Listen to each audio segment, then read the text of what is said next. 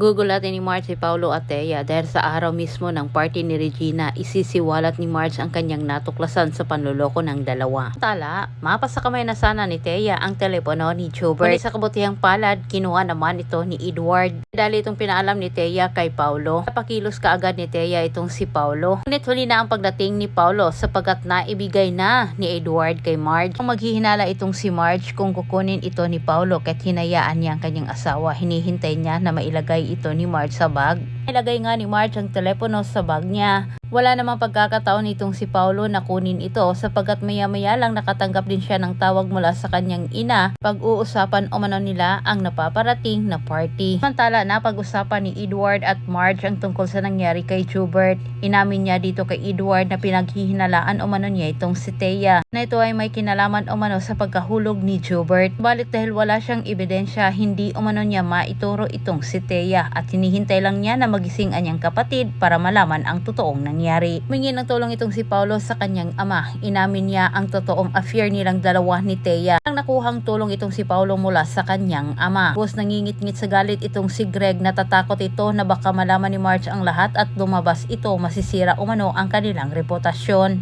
Habang napapalapit na ang party, sobrang kabado na si Paulo at Thea. Kinabukasan ay pagdiriwang na ni Regina at Greg ang renewal vows nilang dalawa. Ayaw makiparty ni Marge dahil binabantayan niya ang kanyang kapatid at itong si Jasmine. Habang nagpapakasaya ang lahat, kabado naman si Thea at Paulo, inaalala nila ang telepono ni Jobert. Sa kabilang banda, dahil sa kaibigan ni Marge, ay naisipan nila na buksan ang telepono ni Jobert. Ito na nakita ni Marge ang panloloko ng dalawa. Sa nasabing video na pagtanto na ni Marge ang dahilan ni Paulo kung bakit bigla itong nanlamig sa kanya. Walang kasisidlan sa sobrang galit ni Marge. Wala din siyang pakialam kung masira ang party ni Regina. Dahil hindi alintana para kay Marge ang nasabing party para kumprontahin ang kanyang asawa at lalo na itong si Thea. Parating pa lang itong si Marge, nababasa na kaagad ni Paulo kung bakit ito biglang sumulpot. Gawa pa ni Paulo na pakiusapan ng kanyang asawa na huwag umanong gumawa ng iskandalo. Ngunit sa harap ng mga bisita ni Regina at Greg, pinapahiya ni Marge itong si Paulo. Hindi nagawang magpaliwanag ni Paulo nang ipinakita naman ni Marge ang video. Kinakaladkad ni Marge itong si Thea, pinapahiya sa lahat at isiniwalat ang kalokohan ng kanyang asawa at asawa ng kapatid.